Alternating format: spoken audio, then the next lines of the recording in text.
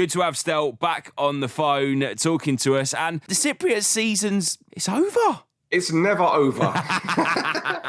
Cypriot football never ends. Well, not the shenanigans anyway. Let's look back at the season. Have you got, for me, best goal, best player, and a moment of the season that you could share?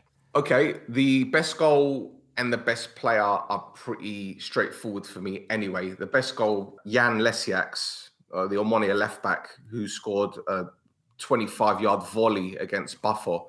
It was Paul Scholes-esque. I've got to give a shout out to Morgan Brown, who scored an absolute worldie against Salamina for Aris, but sorry, Morgan. Lesiak gets that goal for me.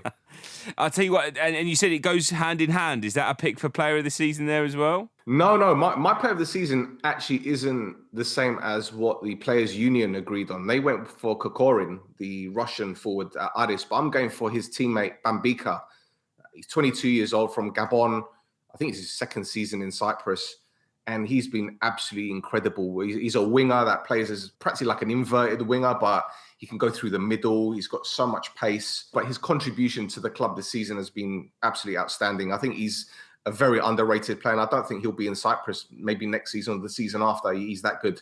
Wow. And can you talk about a moment of the season? Is there a singular moment? It's probably the hardest question to ask, a singular moment that you could pick out. I think I'll have to go with Aris winning their first title in 93 years. It was an incredible achievement. And as I've said numerous occasions on this show, it's been a fairy tale story for them. But yeah, I think Aris winning the title is certainly the standout one. And yeah, it's a testament to the club. They've got a fantastic group of players. And I think, again, forget the fairy tale story. The fact that Shpilevsky, the head coach, is 35 and he's got such a good bond with his players is fantastic. It's now quite a natural segue to move into European football and national football. Cyprus have got a few games coming up this month that I really wanted to kind of pick your brain about. They had a start in their group against Scotland. Didn't go so well for them, but I would say you've got to be looking hopeful. The next game is against Georgia. What are you saying for that? I would be hopeful if we had any other head coach. If you look at the results of Cypriot national team games, it's not been good. It's not been good at all. And to be honest, this isn't me trying to be harsh on the likes of Malta, but we shouldn't be losing 4-0 to them.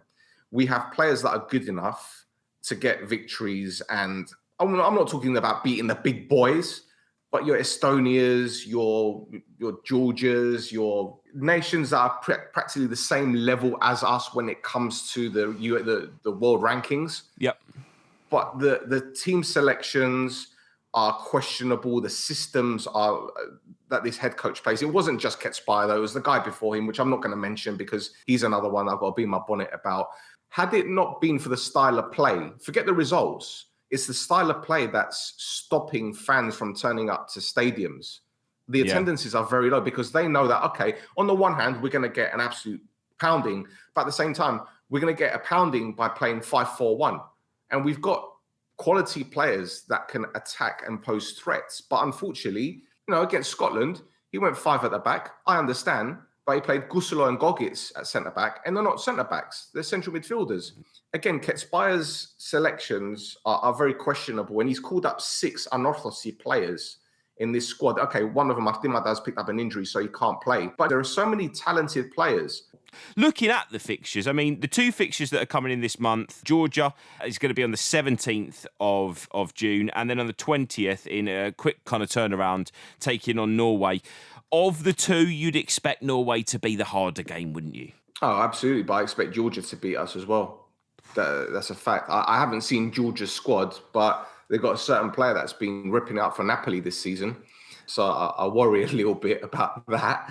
I know you've got a few other kind of headlines and stories that you want to talk about. Should we rattle through those? Yes. What else has kind of been going on? Absolutely. Well, it's Olympiacos Nicosia's 92nd birthday. And to celebrate their birthday, they've been slapped with a €50,000 fine. And that's due to their involvement in the suspicious betting that we spoke about last week against Doxa. Now, anything else you've got for us, Stel? Well, it goes back to APOEL. We spoke about this a few weeks ago. They've got a €34 million debt.